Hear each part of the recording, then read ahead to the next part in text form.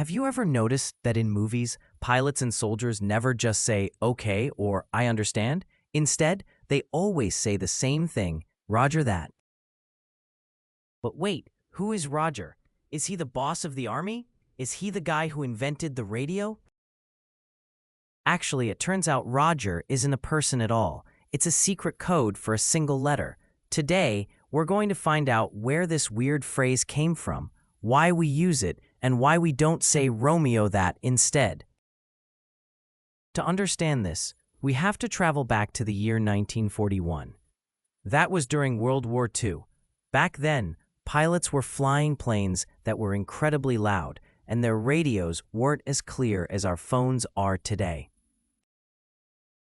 When they talked, the radio made a lot of fuzzy scratching noises called static. If a pilot said the word received to show they understood a message, the person on the other end might not hear it clearly over all that noise. Before these radios existed, people used Morse code, the system of long and short beeps. In Morse code, if you wanted to say, I received your message, you just sent the letter R. It was short, fast, and everyone knew what it meant.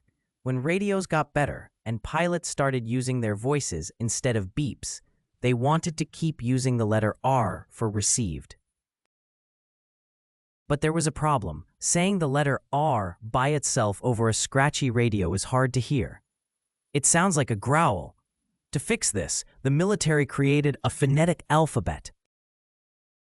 This is a list of words where every letter gets its own special name so there are no mistakes. In 1941, the official word for the letter R was Roger. So, when a pilot said Roger, they were literally just saying the letter R, which stood for received. When you add that to the end, you're saying, I have received that message. Here is the really strange part. If you look at the military alphabet used today, the word for R isn't Roger anymore. It's Romeo.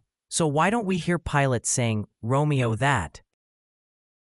Well, it's because Roger was used for so many years during the war that it became a huge tradition. People got used to it. Even when the official alphabet changed in 1956, pilots and soldiers kept saying Roger because it had become the famous way to talk on a radio. Years later, when NASA started sending astronauts to the moon, they used the word Roger on live TV. Millions of people watched and started using the phrase too.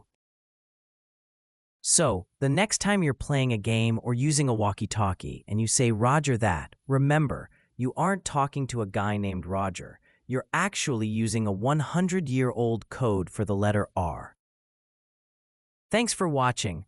Please don't forget to subscribe and hit that notification bell. Roger that? Awesome. See you next time. Over and out.